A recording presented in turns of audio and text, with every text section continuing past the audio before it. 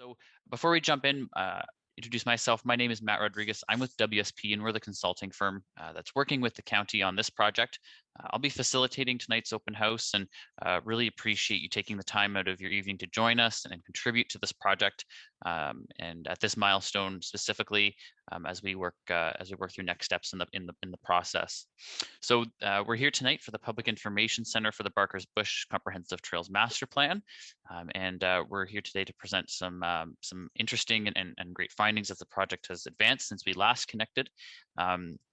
And so the agenda for this evening, as I said, we'll start with some welcome and introductions, and then my colleagues Ben and Amanda will go over some project background, trail classifications, some mapping, some preliminary ideas that we have for amenities and trail features, implementation and maintenance measures, and then coordination opportunities before we go into next steps.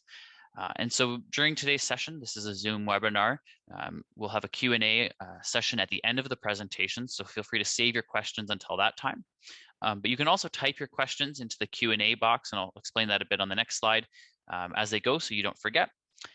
And we'll be available for questions at the Q&A portion of the session. And so before we jump into the technical presentation, I'm going to pass it over to the county for a few welcoming remarks, and then over to my colleagues at WSP to say hello. Good evening, everyone, and thank you, Matt. My name is Cindy Stevenson, and I'm the General Manager of Community and Protective Services for the county. We're very happy to have you all join us this evening, and are really looking forward to hearing your feedback on the draft Barker's Bush Trails Master Plan. I do have a couple of staff from the county that I will introduce. The first is Kathy Valentine, and Kathy is our Director of Parks and Facilities for the organization. Kathy, did you want to say a couple words? Thanks, Cindy. I just want to welcome everybody to the session and let you know we're looking forward to your feedback. Okay, and Megan Thomas is also with us tonight.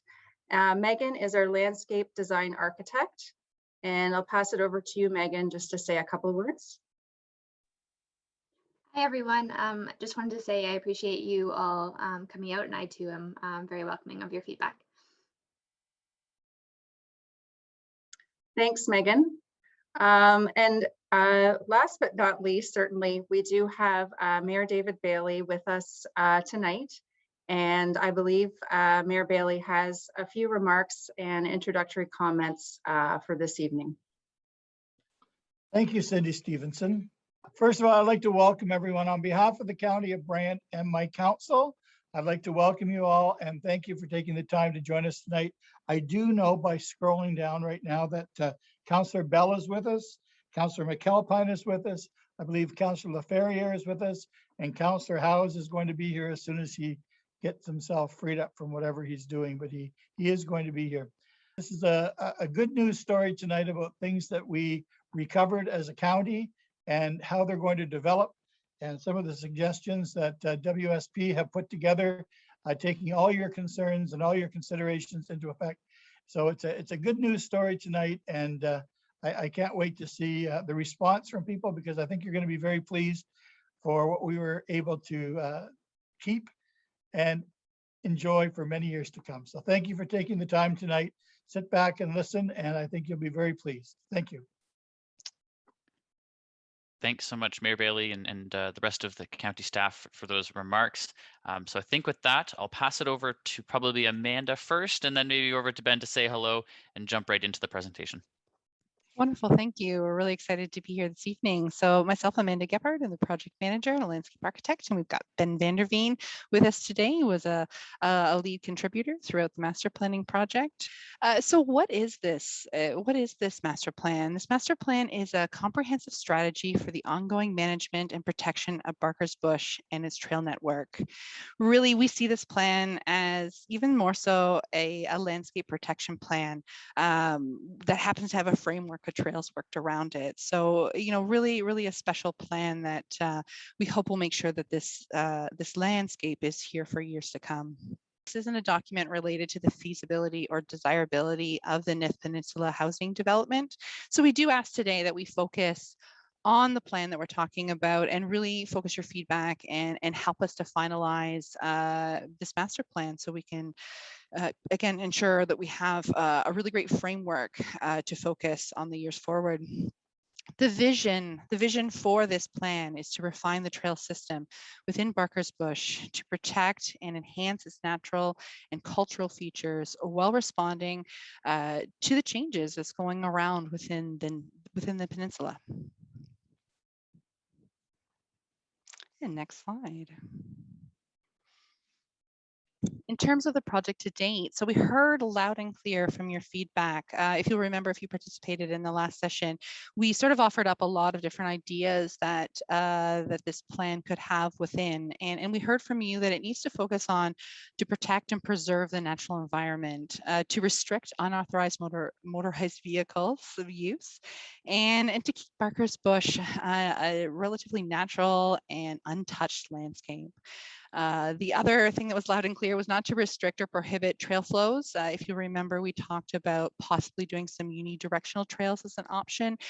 So we recognize that you want to be able to freely experience this beautiful environment. In terms of our ecological findings, we really need to recognize the sensitive ecosystem in the Western lowlands. And with many rare species and provincially significant species that we have in that area, and just the sensitivity to erosion and other things, that there is significant damage being caused by the motorized vehicles and bringing in invasive species and just that sensitivity of the landscape. So going forward, we really have to make sure we have things in place to protect this area. Next slide. The plan features a series of trail classifications. These trail classifications will help inform, in this case, not a lot about new trail development because we have a lot of existing trails, but how those trails should be maintained going forward. One of the fears as an area becomes more popular and frequent and populations grow is that those trails tend to get wider and we start to lose the ecosystem around. So part of this will be to help staff to know how wide the trails are going to be and what sort of surface treatments that we've decided are acceptable going forward. So in terms of the Woodland Trail A, this is a 1 to 1.5 meter trail. It really represents what you see there today. It's just compacted earth surface and really no changes to the current trails that you have. So we allow for that as needed maintenance, nothing too extensive. And these trail classifications really focus on preserving the natural heritage features with very minor accessibility features such as signage, monitoring of surfacing, and height clearances. So, you may see some mulch come in if there's some roots and making trip hazards, but otherwise you're really just going to enjoy for the Woodlot Trail A what you see today. Woodlot Trail B, very similar again, the 1 to 1.5 meters wide. You'll see, a dirt trail surface, but the only difference here is you may see some stone dust screenings placed on top in areas where we see a lot of traffic, in areas where we need to define the trail a little clearer because people might be wandering off, and higher use, so more of a responsive mechanism. So when you're walking on the Woodland Trails B, you'll either see a compacted earth surface or you may see some limestone screenings topping that. But by no means is it sort of that more urbanized trail. So something we assume that a lot of the Woodland Trail B will be a little bit more frequented and they're a little bit more of the main route of that naturalized trail segment, but definitely still focused on preservation and not impacting the trees. The next type in their classification is recreational trails. So these are going to be applied to the trails within the open space meadow agricultural lands where there's minimal existing trees. This trail type is located to connection points to the development, and the slopes, we're going to aim to keep these relatively flat, so 5% is what we're recommending. So again, these are in open areas that currently aren't forested. So this particular trail type is going to be a little bit wider because we have the room, because it's an open area. So about 2.5 meters is what the target width is. And you know, you're going to see some of that limestone screenings and the flatter surfaces. Multi-use paths. So we did hear loud and clear that you don't want to see a lot of asphalt paths. And it's certainly nothing that we have recommended for in the core areas of the natural areas. There's a couple areas that it'll be really beneficial. So really just key connections, paths of travel within highly urbanized spaces. So you'll only see this trail type within Victoria Park. And there's a connection, Churchill Drive to Dundas, where you'll see this cross section. So again, it's more about an accessible hard path through some of these more frequented, more urbanized spaces. And one more trail classification, wetland and boardwalk trails. Won't see any of these early in the development. These are designated for the areas in the Western lowlands where we have soggy conditions that really aren't conducive to hiking. This trail type will be a structured boardwalk or cobbled drains to traverse water. And dry portions of the trail within these more sensitive areas will remain as dirt, so Woodland Trail A. So within these areas, you'll see either boardwalk or that least impactful trail type A. So the focus again here is preservation, minimizing root compaction, making sure that in those soggy seasons that we're not disturbing the soils too much, and really just a reaction to keeping and maintaining those sensitive landscapes. Wonderful. So now we have our first poll question about the trail classifications. So we want to know, do you support the trail classification recommendations? And All Matthew, right. well, yeah. So we've launched the poll, and so it should be up on your screen now. And so lots of great information and sort of a foundational piece that Amanda presented there of all the different trail elements of trails that will be shown in the master plan. And so, you know, yes, no, and then maybe, but I need some more information. And so, you know, you can certainly select you know, how you feel about the trail classifications, and we'd really welcome your thoughts. And if you want to maybe elaborate on a no answer or a maybe or even a yes, we'd welcome you to provide that comment in the question and answer tool. And if you're looking for that, you'll see a Q&A and two little speech bubbles in the bar, and you should be able to submit questions to the project team. All right, so looks like we have, I think everyone has participated, which is fantastic. Oh, wonderful. So it looks like there's really broad support here, sort of where the trail classifications are headed. And as I said, is certainly a foundational element to the master planning process. And we'd certainly welcome any elaborate or further thoughts on that. And we can have perhaps a discussion once we get to the Q&A. So that wraps up this poll. Wonderful. Thanks, everyone. And I think it goes over to Ben. That's right. Thanks, Matthew. I apologize in advance if I do have connectivity issues. I was kicked off my internet for a second there. So if I do, you're ready to save I'm you, sure Ben. Amanda will be really happy to jump in. So these are a few of the maps that we've put together for the area. You can find these in the comprehensive trail master plan on the Engage Brent website. So if there's something you're having trouble seeing right now, there's ample time to go and take a look at those and provide your feedback. But I will focus today on the trail classifications first off, and then a couple of the amenities that we're going to discuss. So as you can see in the legend, we have our 5 different trail types: the Woodland Trail A, Woodland Trail B, Recreational Trail, Multi-Use Trail, and the Wetland Boardwalk Trail. And we're focusing only on the areas that the County of Brant owns here. So if you look at the green shaded area, this is what we are defining as Barker's Bush. This is what the county owns, and this is what we really think that we can work with here to maintain this environmental area and this trail system. It might be easier to zoom in. So if we go to the first sheet, that would be great, Matthew. So as you can see, this is the north portion of the peninsula. The majority of the trails here will be kept as that Woodland Trail A, which is the blue. And that is your trail that's going to be left as compacted earth as it is now, just with a heightened maintenance aspect to it. So County of Brant staff will look at clearance of tree branches so people aren't hitting their heads. They'll be looking at hazard trees around it, but they won't necessarily be changing any of the surfacing.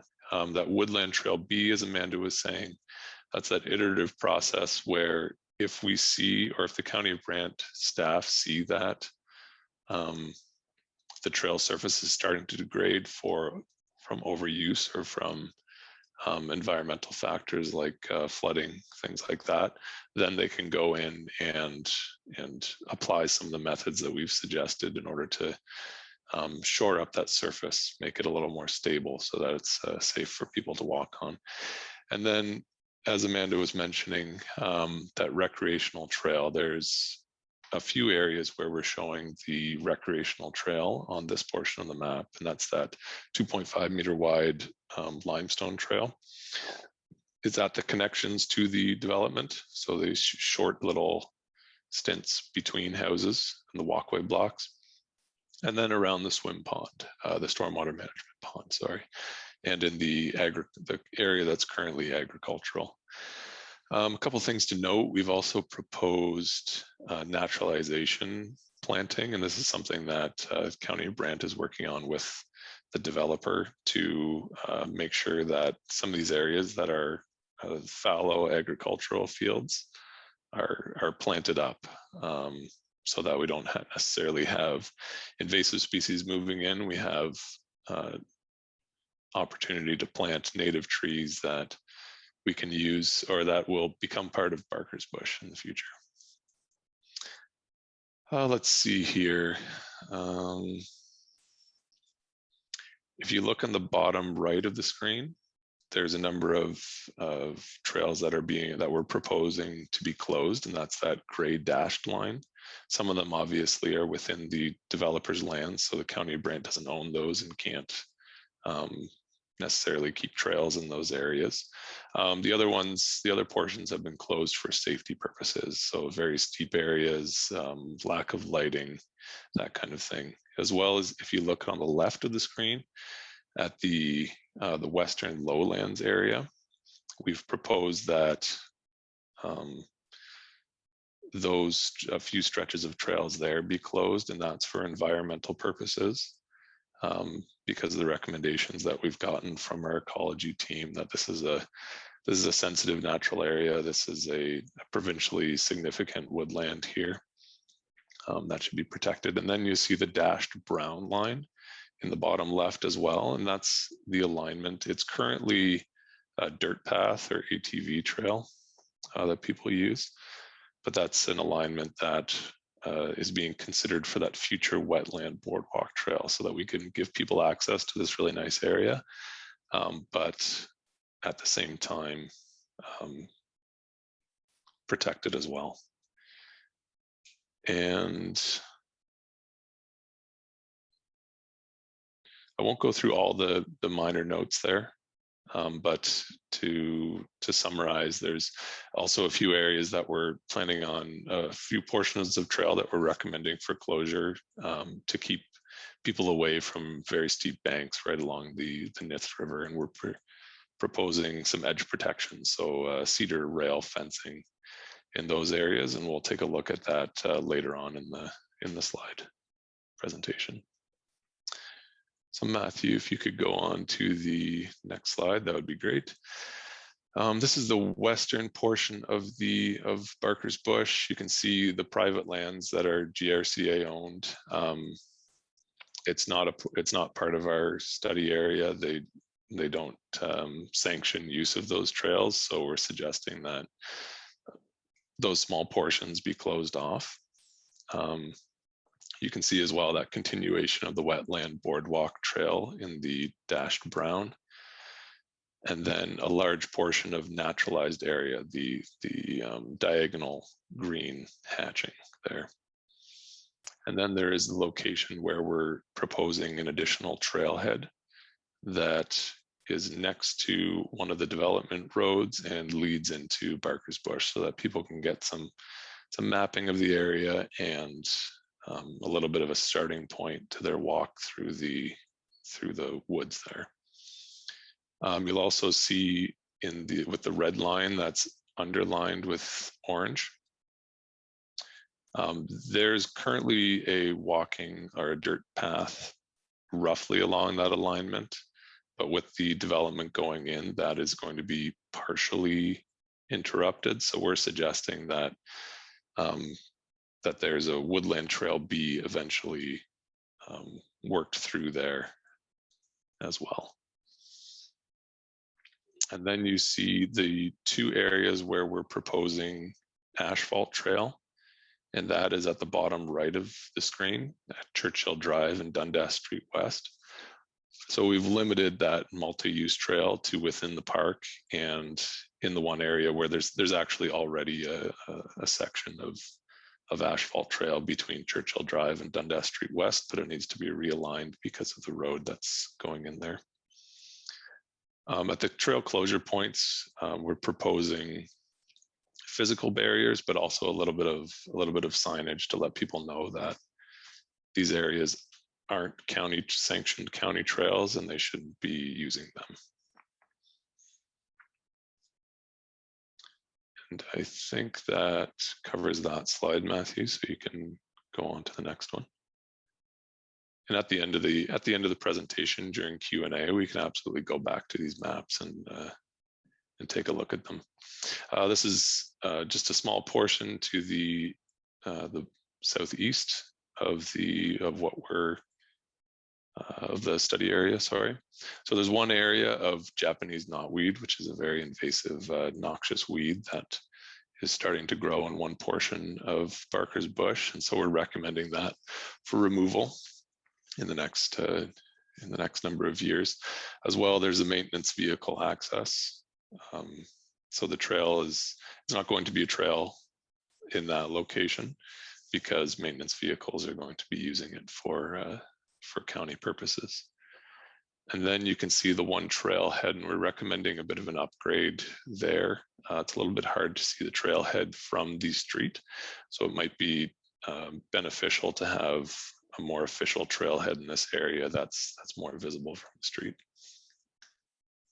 Yeah, so you can go on to the next slide, Matthew.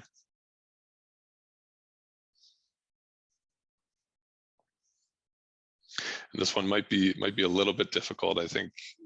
I don't know if you can go back to the key map, Matthew, when people are answering this. Is that possible? Absolutely, yeah. Okay. So in a brief moment, the second poll should come up on your screen. All right, so the poll should be up, and so it's a very sort of generic question, but just trying to get a pulse on this network. And so I'll go back to the overview map, and as Ben said, once we get to the Q&A, we can have a bit more of a discussion about specific elements and specific alignments.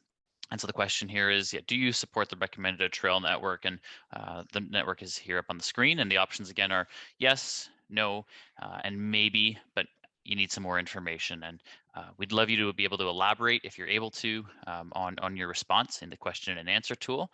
And we can certainly get to those questions and comments during the Q&A session. We'll give everyone a couple minutes on this question just because it's certainly a lot to digest on the map, and I still see responses trickling in.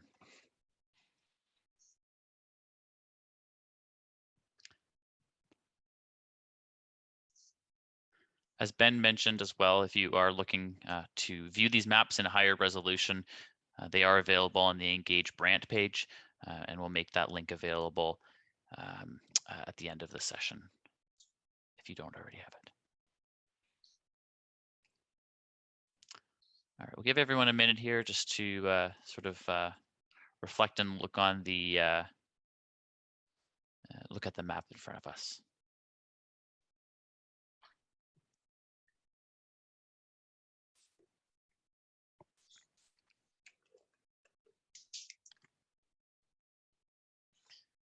And some good comments and questions are coming in as we go, and certainly we'll get to these and note them as we go through the process. And looks like some are getting answered as we go, which is always great as well.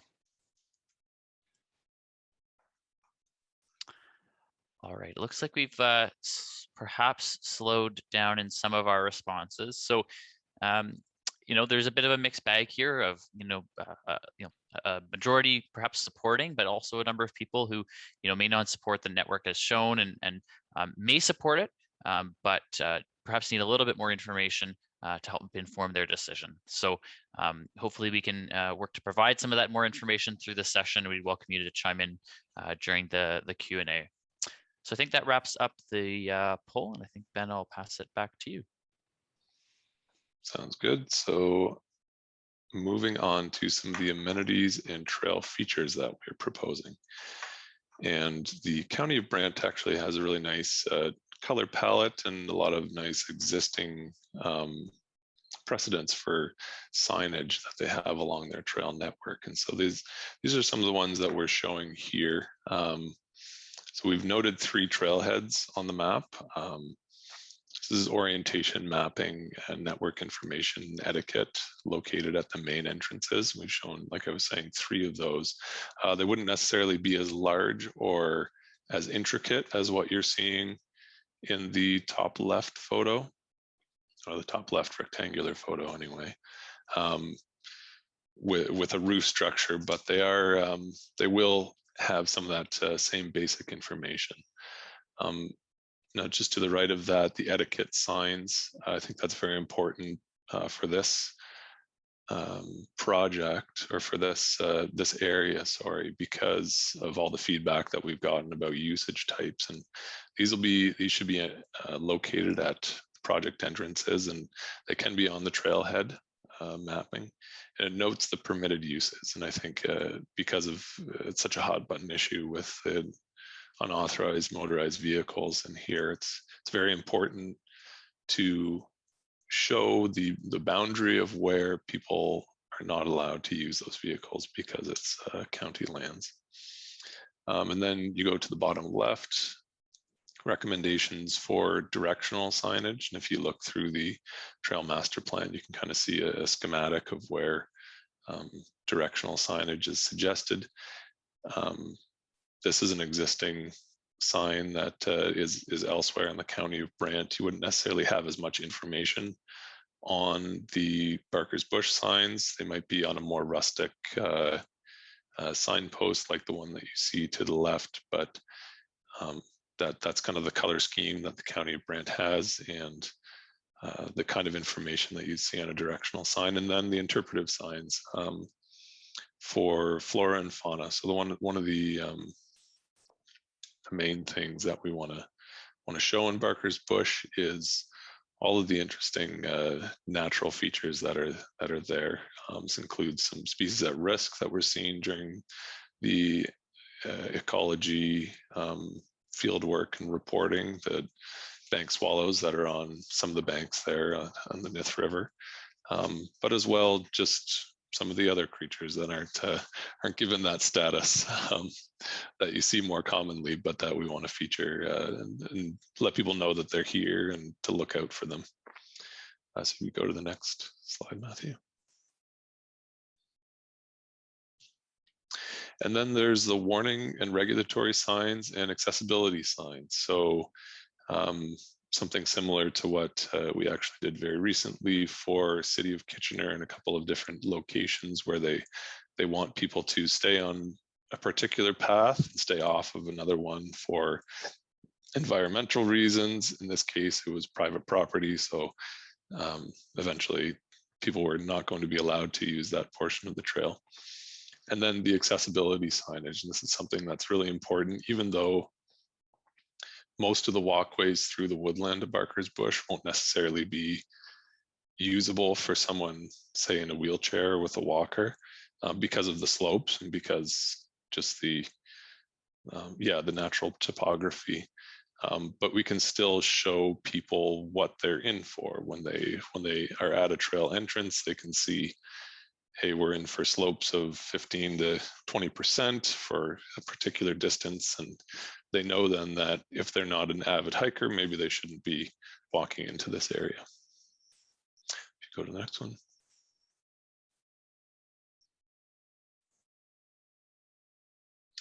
So one of the main things we heard was regarding safety of trail use and the different uses that we're seeing. So several jurisdictional bodies, GRCA and OPP, as well as all the public opinion we've gathered, was really on the side of keeping motorized vehicles out of Barker's Bush. It leaves people feeling unsafe, and it's a liability for the county of Brant. So our goal here, when we're closing a portion of trail to keep motorized vehicles out, it's you can put a physical barrier, but there also has to be a management plan along with it. So you can give a visual marker, and then there's also the idea that, or sorry, the factor of closing trails that are too close or too close to the unsafe riverbank conditions. And if you look at the map, if we look at the map again later, you can see those locations. So in the draft Trails Master Plan, we've recommended a management plan for dealing with unauthorized motorized vehicle use within Barker's Bush. And so we've listed here a few of the strategies that we're recommending to use, and we want your feedback on those strategies. So we need an illegal activity reporting strategy. So it's probably going to be, or it's most likely going to be direct to the OPP, and then OPP alerts county staff instead of the other way around. Educational signage that can be on the trailheads, and in particular, having a quick reporting link so that people can note when they see unauthorized uses and report it. And then county staff is going to be doing is recommended to be doing weekly inspections. We've recommended increased OPP checks, something called a homeowner brochure for people moving into the area for education on trail use rules. And then potentially a community task force for reporting usage. If there are people who are in the area using it, who are really passionate about it, that wouldn't mind being a liaison in order to kind of make sure people are following the bylaws, then that would be great. And then this last one could be a bit more of a controversial one. And we want your input on it, because we wouldn't want to do something that made people feel very uncomfortable, but targeted use of trail sensor cameras to monitor unauthorized usage trends, maximize efficiency of OPP efforts. So this wouldn't necessarily be keeping track of license plate numbers. This could be even, hey, we're seeing an increase of usage based on our sensors, and the OPP needs to go out and do another sweep of the area. If you go on to the next one there, Matt.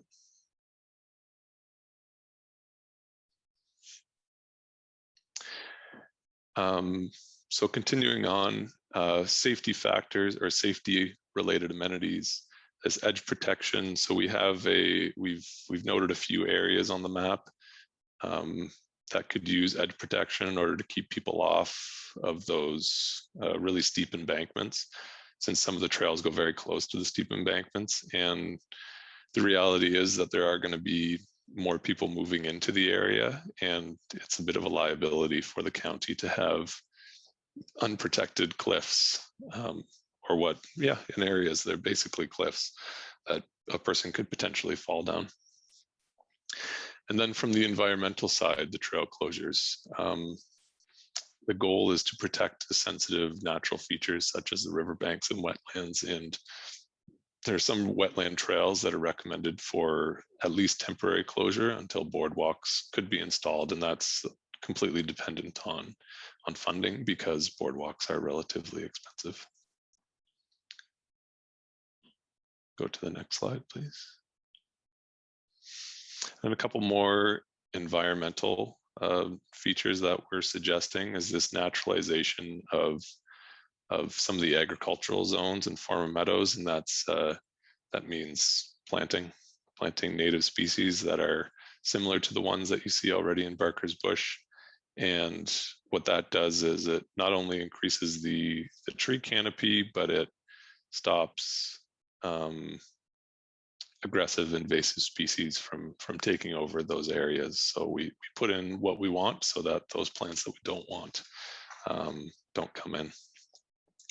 And then from the environmental side, again, invasive species control. And this is one that can become expensive if it's a lot of effort being put towards it, but if it's targeted, it can be very effective. And one thing that we've noted is that Japanese knotweed is present in the area. It's a very noxious weed, and we recommend that it is removed from the area.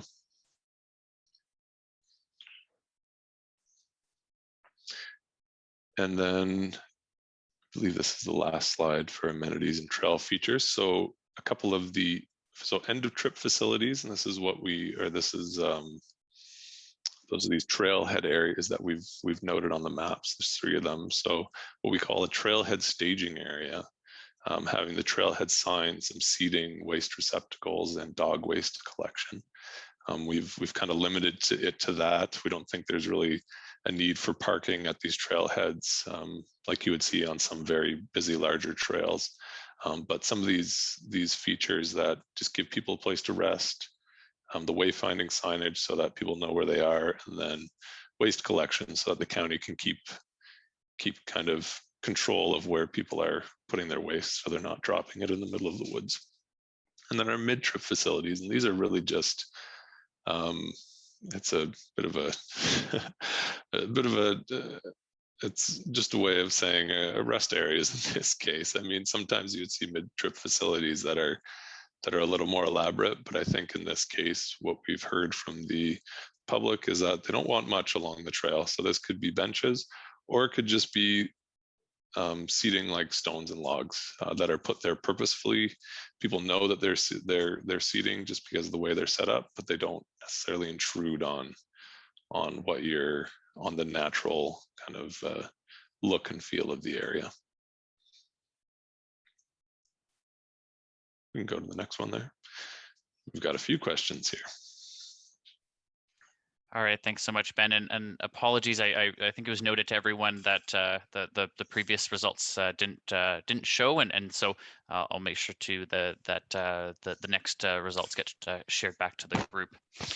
So there's 3 questions, and Ben certainly covered a lot of ground in terms of the amenities and trail features. So in just a moment, I'll launch the poll, and there'll be 3 questions here. And so if you don't see 3 questions, just scroll down a little bit, and you should see the third. So it should be available now to participate in the poll.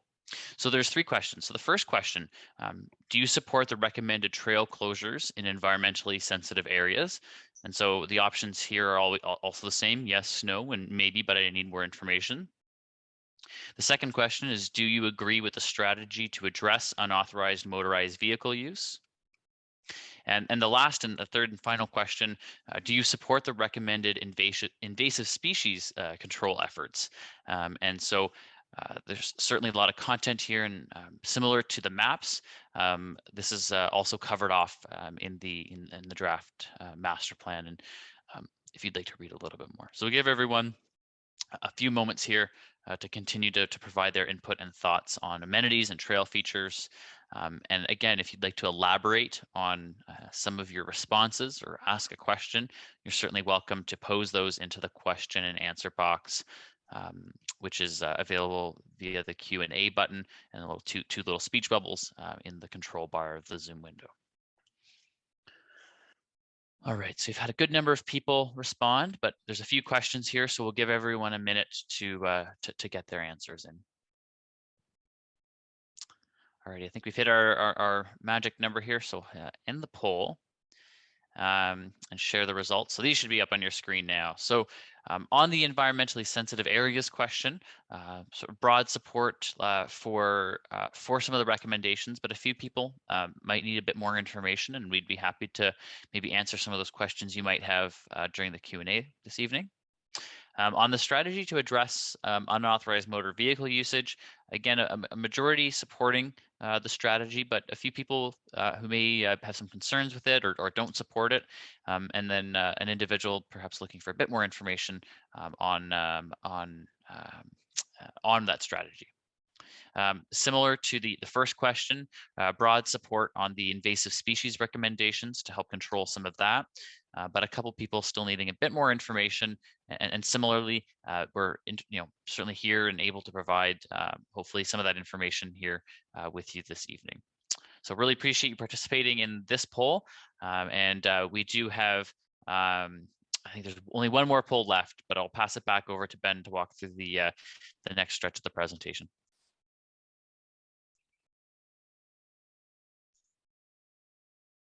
Thanks, Matthew. In the interest of time, I'm gonna move a little more quickly through these. So implementation process, and this is something that the county is going to have to be following here, or recommending. We're recommending that the county follows to do a preliminary review prior to taking on work, and then a feasibility assessment to consider the work, the design guidelines, and prepare preliminary functional designs. And this is for some of the smaller work, it would be a really truncated version of this. For some of the larger work, such as say boardwalks being built within the wetland, that's a whole process of consultation with the GRCA, potentially the MECP, that they would have to go through the detailed design, tender, and implementation.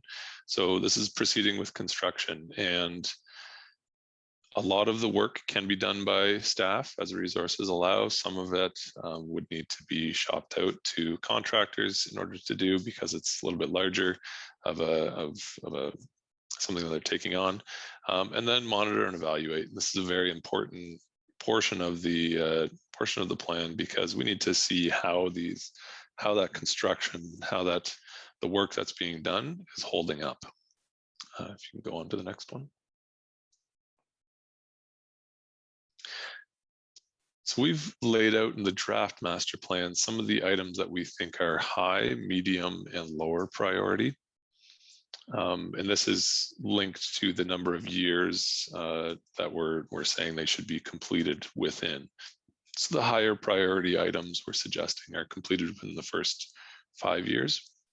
That's a lot of the signage, trail closures for safety, trail closures for environmental reasons, minor trail rerouting to match the development entrances. And this is something that's going to happen in order to kind of guide people in the right direction. Some of the trailhead signs, just so that people know, especially that those etiquette factors and the wayfinding through the area. Woodland Trail B upgrades as necessary, and seeding the naturalization areas. Medium priority, we're looking at trailhead staging areas, interpretive signs, again, some more of the Woodland Trail B upgrades, and then the trail connections at Churchill Drive. And then the lower priority, we're looking at the naturalization restoration planting that can wait a little bit longer if needed, or until funding comes in. But some of these items are linked to the development and could be put on the developer to actually do. And I've been told that some of the naturalization restoration planting will be done by the developer. Some of the invasive species removals, and then those wetland boardwalk trails. Boardwalk trails are pretty expensive, especially if you get them put on helical piles. It can be up to $500 per square meter. So that's really dependent on funding coming in, potentially funding from private organizations in order to install those. Go on to the next slide, Matthew. And then there are the maintenance tasks, and these are items that county staff are going to have to keep track of and keep on. Those immediate ones are safety related tasks and waste cleanup. The regular weekly and monthly tasks like reviewing trail conditions and drainage issues and regular garbage pickup. And then annually, we've recommended that a safety audit is conducted. There's a laundry list of items in the draft Trails Master Plan that I won't go through at this point. But repairing any non-safety related items, and then analyzing trail use and recommending surface stabilization. Then every 3 to 5 years, refurbishing signs, reviewing invasive species and remove as necessary, and then every 10 to 20 years, resurfacing asphalt trails and then renovating those large items that tend to get some wear and tear and need to be given a facelift from time to time. And the next slide, and then management tasks. Immediately, the County of Brant is should be putting together implementing a maintenance reporting strategy and conducting public education campaigns on acceptable use. And then annually, recommending that stakeholders are engaged with, especially ones that are really passionate about the area, to ask them what they want to see and where they want to see it, and how the county can do a good job of taking care of the area. And the next slide. Oh, there you go. Thanks, Ben. And so covered again a lot of ground, and this brings us to our fourth and final poll. And so I will work to pull that up right now. All righty, bear with me one second. All right, so the poll should be up. And so here, this question is a bit different from our previous formats. And so Ben walked through sort of a number of priority implementation items. And so we have listed 8 here, and we have the option to choose 4 to suggest what the highest priorities are. And so to go through the options that should be on your screen are wayfinding, accessibility and regulatory signs, trail closures and edge protection at eroded banks, trail closures for safety at western wetlands, trailhead signs, trailhead staging area upgrades, interpretive signs, naturalization planting, and invasive species removals. So certainly lots there to chew on and think about. And we can, once we get to the Q&A, if you do have any questions about these, we can certainly go back to some of the images or provide a bit more content on, or context rather, on what some of these mean and any questions that you might have.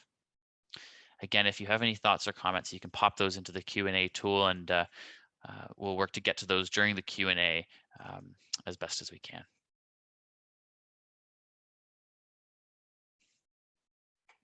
So give everyone a couple minutes here, as there's certainly some content to digest. Okay, so the results should be coming up on your screen now. So in terms of some of the highest priorities, I'll start at maybe some of the higher ones. There's number 1 being invasive species removals, and then a 3-way tie between naturalization planting, trail closures for safety at western wetlands, and some of the signage. There's a few folks who've shared support for, or prioritized rather, the trailhead signs and staging area upgrades, as well as closures at some of the eroded banks. And perhaps no priority on the interpretive signs. And so certainly some feedback that can be considered as the master plan is refined, and some of those priorities rather are assigned to some of these key projects and initiatives. So really appreciate everyone participating in the polls. And actually, there may be one more quick poll before we move into the Q&A. But Ben, I think I'll pass it back to you unless you're having any connection issues.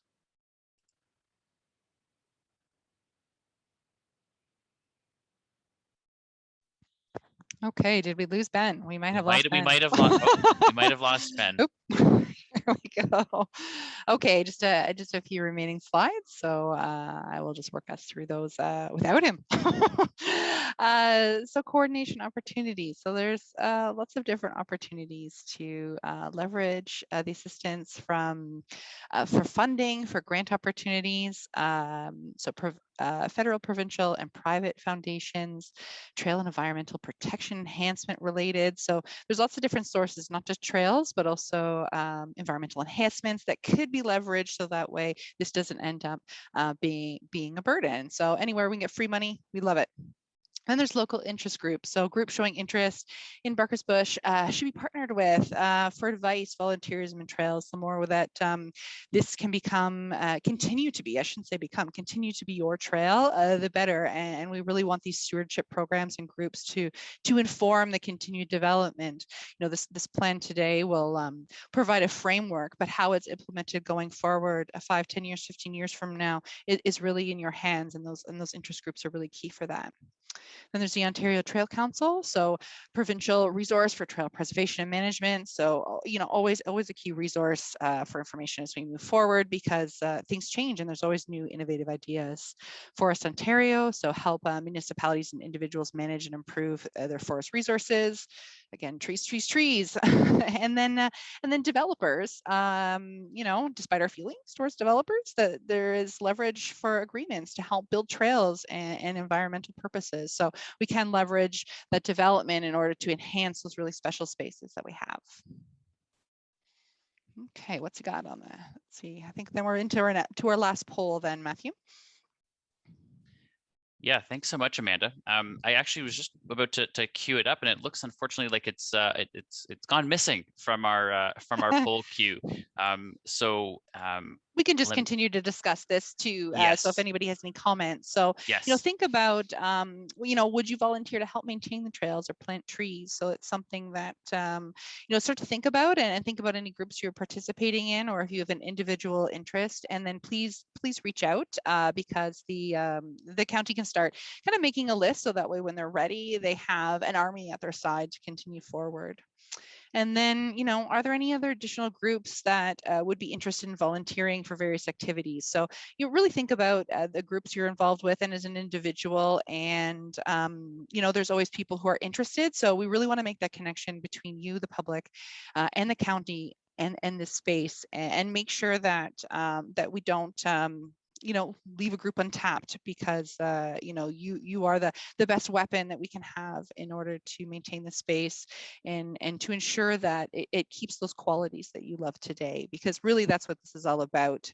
There's such a beautiful environment. This isn't so much a plan about changing the space. It's about maintaining it, maintaining its integrity, and the county really does need your help to do that. Wonderful. Great, thanks so much, Amanda. And I've seen a few really, you know, some questions and comments come into the chat box, and we'll save those till the live Q&A for sure. And so we, you know, welcome your thoughts and feedback, and you know, gauging in that interest in volunteering and potentially other groups that need to be engaged or considered through this process. So just in terms of next steps in the process, as Ben mentioned, and it looks like he might be trying to reconnect, but the draft comprehensive trails master plan is now available on the Engage Brand website. And so the link there is on your screen, and we'll pop that in the chat box in a moment, just if you don't have that yet. And there you can view the master plan, you can view the high resolution maps, you can go back through any of the content that was previously was provided during today's presentation, and really take a look at this plan to understand how we've considered some of the feedback that we received, you know, both at the first public open house and other touch points through the project, and other comments that the project team received, and we really welcome that feedback. Once we receive all of that feedback and, you know, continue to refine the master plan, we'll be looking to finalize the comprehensive trails master plan and present that to council in the future. And so those are some key next steps. And the Engage Brand website really is the central source for all information, updates, next steps, documents, and presentations. And so if you did miss something this evening, we do encourage you to go visit that website in the coming days. And once everything is once we've got it all cleaned up, we'll get this video recording posted online, and you'll be able to view that if you did miss anything as well. So I think that wraps up the next steps, and I'll just go back here. So we do want to save, we have about half an hour left this evening for questions, comments, discussion. And so would encourage and welcome anyone to raise their hand, and we'll give everyone a second to do that. And then while we wait for some people to get in, we can turn to the question and answer box and respond to some of those questions. And I think both county staff and the consulting team are on hand. And so we can start with that. And if we need some we'll endeavor to get you answers, but if we don't have the answer this evening, we'll certainly take the question away and either provide a response through the final master plan or as we go forward through the process. So again, feel free to raise your hand or type your question in the chat box, and then when called upon, you'll have the opportunity to unmute yourself. So one of the first questions that came in the chat box is that a question regarding the trail restoration and wondering how long the trail could be closed for restoration. We're talking weeks or months or years. Amanda, do you have any thoughts on that? Yeah, so luckily most of what we see here, some of that restoration, will be more in the weeks, if not days spectrum. So, you're not looking at a long trail closure in order to do any restoration. Any of the, for instance, if we're adding some screenings to a trail, very minor, the people will come in and probably within hours, they'll be ready to go. Some of the new trail construction through the farm fields, you can see that, at most may take a month, but certainly you're not going to lose a season at any point through this process. And any of the restoration planting around the trail, you should see almost no disruption. Great, thanks so much, Amanda. And so another really great question, and I might ask county staff to weigh in on this.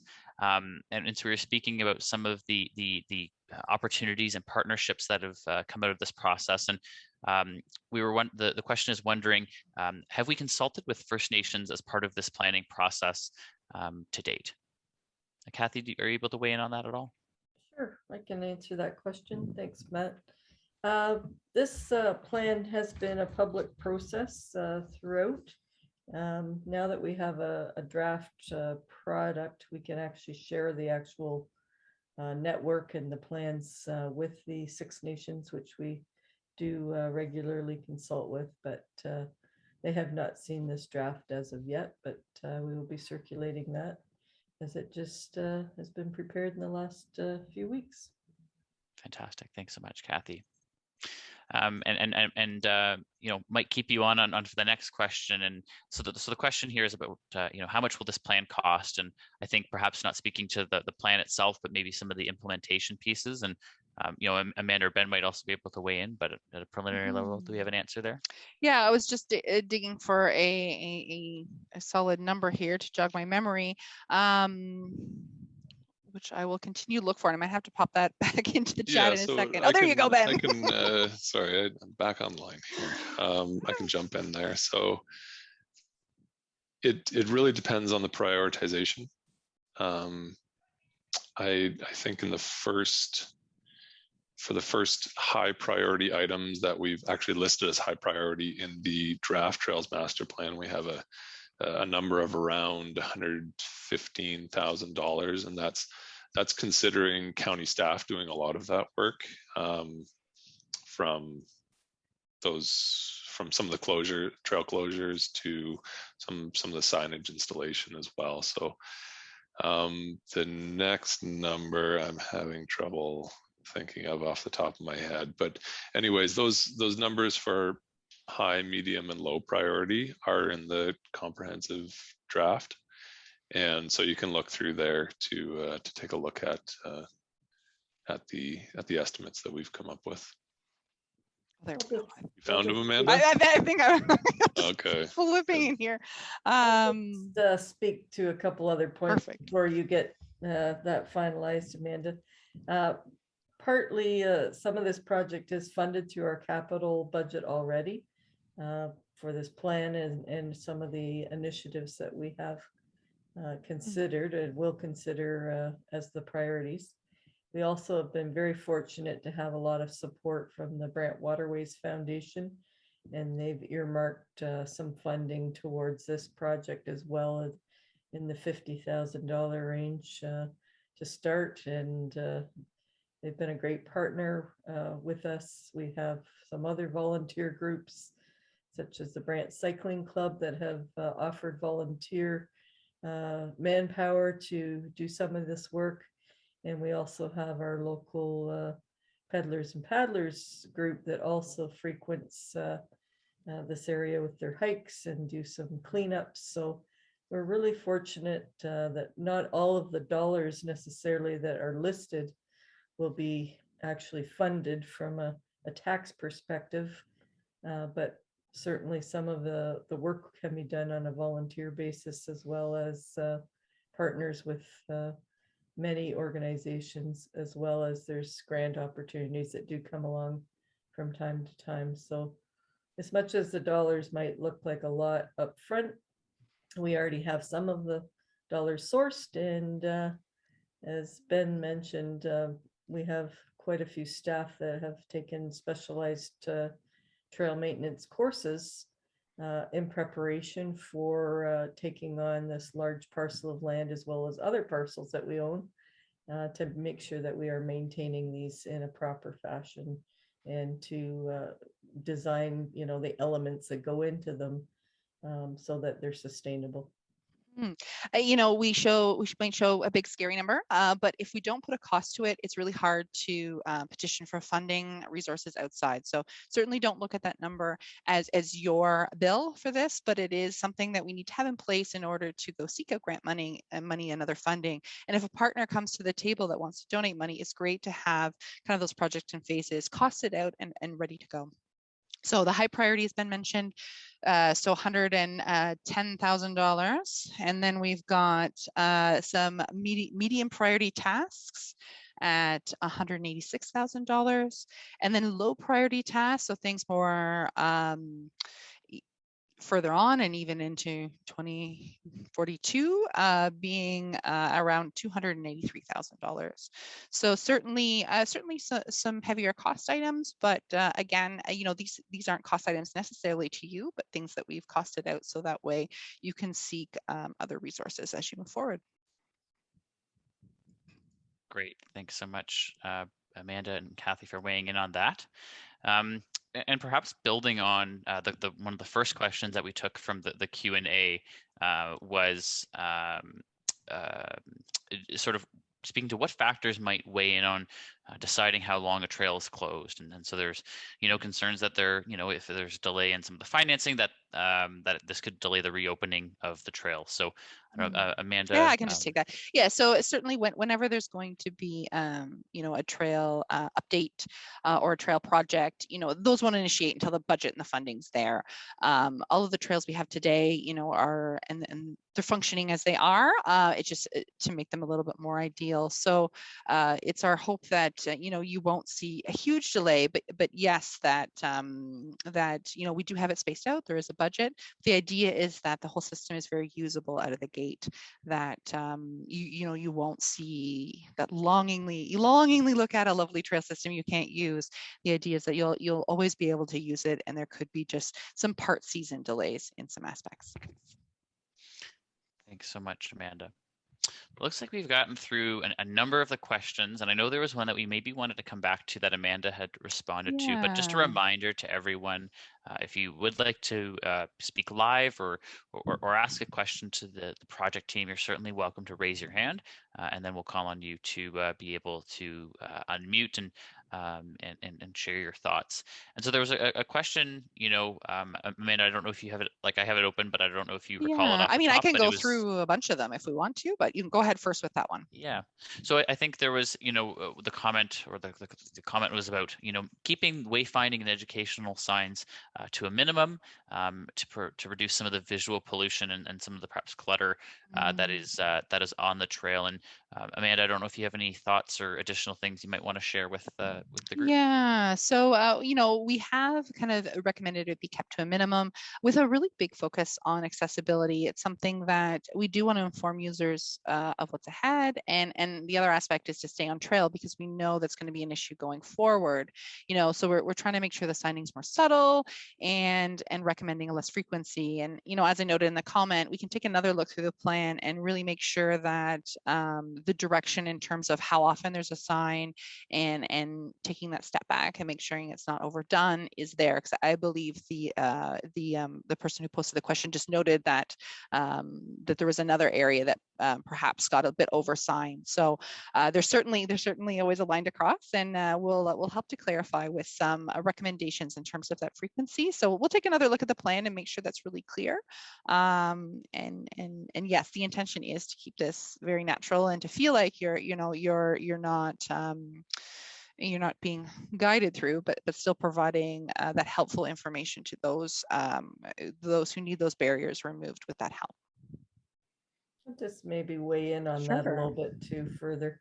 A multi-use trail is significantly different than a woodlot, and the needs are quite different. So if you're trying to direct somebody to a washroom facility, on a multi-use trail, where they're coming from, maybe a whole different region and aren't familiar with the area, it's quite different than more of a local resource in a neighborhood kind of area. Although there are people that come from outside to this area, it is heavily used by local residents, and they know this area quite well. There are, of course, going to be new residents moving into this area and will need to familiarize themselves, but I don't see this type of situation being signed in the same way. I think we can take a lot more subtle approach with it, which we talked about, like more just like little blazes and things like that, rather than more formalized signage that you would see like on a multi-use,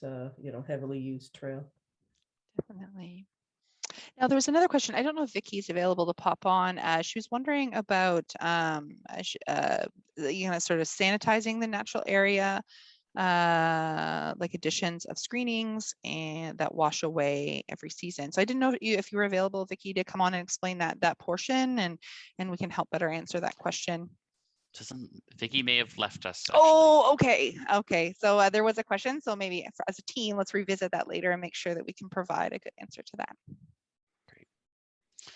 Thanks so much. And we received some great comments as we went through the presentation, and both Kathy and Amanda did some good typing work in the background to get some answers to folks, and everyone should be able to see those responses as they came in. And so hopefully those maybe address some of the questions that you had. So not seeing any other hands up or questions. A question did come in. So the question here is, will the county be considering any other pedestrian bridges over the Nith? There's been mention of further recreational uses on county lands across the river and to the west of the development, and it would be great to connect it all together for pedestrians to be able to cross over and easily access those spaces. Now, I don't know, Kathy, if you want to start with that, or Amanda, you have some context. Probably a Kathy to start with. Okay. Thank you, Matthew, for sending us in that question. At this point, we really haven't considered any other bridges across the Nith River. It is a high flood area. The property to the north, that is an area we have some slope stability issues with in the past. So there are some mitigation measures that are part of our flood response that will be happening in there at some point, but I don't know if that will be something that's realistic. Those bridges like Penman's Pass, it's $250,000 or more, so it is a big investment, and we have to be certain that we have the proper stability to be able to, because we have had a lot of issues with Penman's Pass already with washouts and slope stability, so it's a very tough part there coming around the bend up from High River waters from the spring is quite trying for us to try to maintain that area. So it could be a challenge, but it's certainly something we could look at more in the longer term.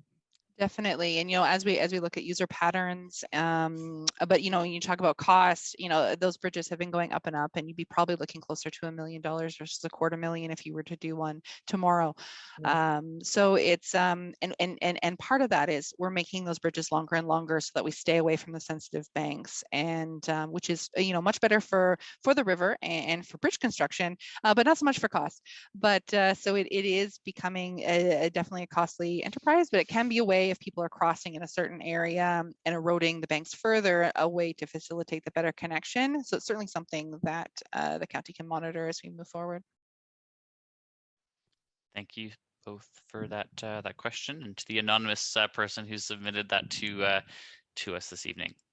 And so we certainly welcome any questions and thoughts. We're here, and we have till 8 o'clock. But we'll give everyone a few moments to weigh in, and some thanks coming in, which is always great. And we really appreciate everyone taking the time out of their evening to join us. And as you mentioned, the Engage Grant page is your sort of central landing place for information and project updates as we go forward. So encourage you to, if you haven't yet, to subscribe and to register for any updates as that project page gets updated. Matthew, do you think we can go back to the key map in case that'll jog any questions for people? That might be helpful. A great idea. So we'll go back to the Well, and I think as you go through there, some of the there's a few questions about how we're going to block off trails, and if you see those answers in there, we use tactics such as boulder and log placements, overplanting those trails. So there's lots of different options to do that in a very sensitive manner. And essentially, we're just trying to take the trail we want to decommission and make it look like part of the forest landscape.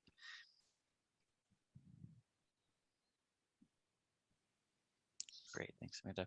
So we've gone back to the map here, and a question has come in. So the question is asking, are there any proposals for a dedicated motor vehicle use area outside of Barker's Bush, perhaps in one of the many gravel pits that are maybe supporting the new development?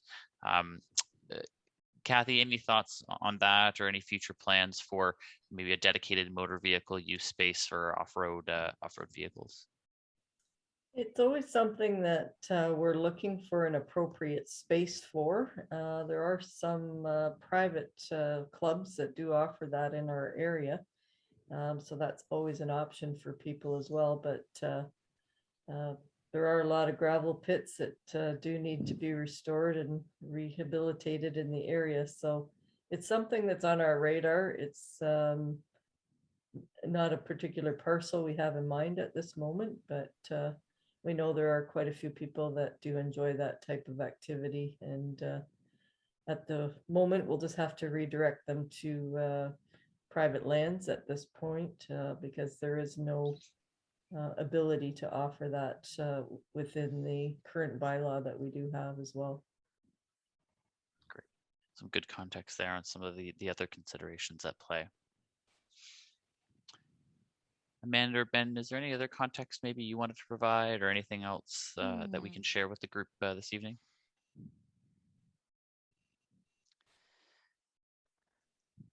I think another one was talking, there was a question about, the natural areas and how boardwalks can be really beautiful trails, and it's nice to experience those areas. And I think I responded that they certainly can be, and it's a great investment for the future. So they have to be done in the right place in the right way.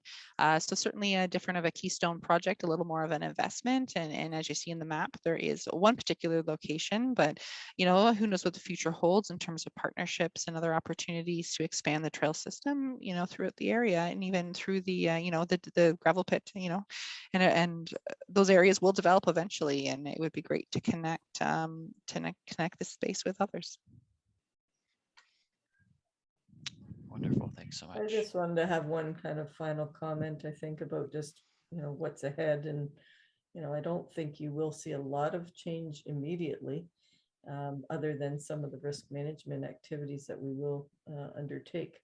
However, over time, there will be phased in parts of as this subdivision gets built out, that there'll be some pinch points where you won't be able to go where you used to be able to go for a short while, or you might get rerouted, or there might be an area closed off. So it's just, I think, good for the public to know that we are trying to work on a plan to keep it, accessible as we can, but also recognizing that this is going to be a construction zone at some point, and we have to keep people safe at the same time. So we will try to put out notices and put a kind of an implementation plan together for this next few years as things continue to develop in this area. A little bit of challenges ahead, a few bumps in the road, I'm sure, but if we all work together, it should come together in the end. Wonderful. Yeah, such a great project, and it will be really exciting to see the space grow and continue to be the wonderful space that it is. So actually, a last question did come in, and it might have been addressed in like the Q&A earlier, but it was speaking about maybe the cameras, yes, and some of the pieces there. The question is, where might they be? What would their purpose be? And does that raise some type of vandalism concerns or opportunities rather? So any thoughts on that, Amanda? Yeah, cameras are kind of a tricky issue because some people do have a lot of concerns with privacy, and it can offer a bit of a false sense of security because they're not always directly monitored. But some of these cameras essentially, motion triggered, and it creates a video record, so that way the county can go back and see, there's a complaint, what's going on at a certain time, and just gather more information, because information is power.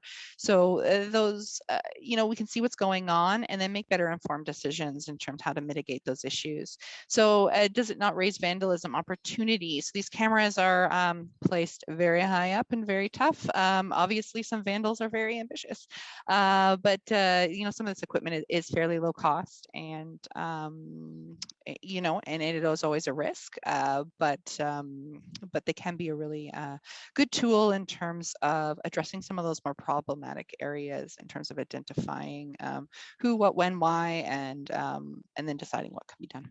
Ben, did you have anything else to add there?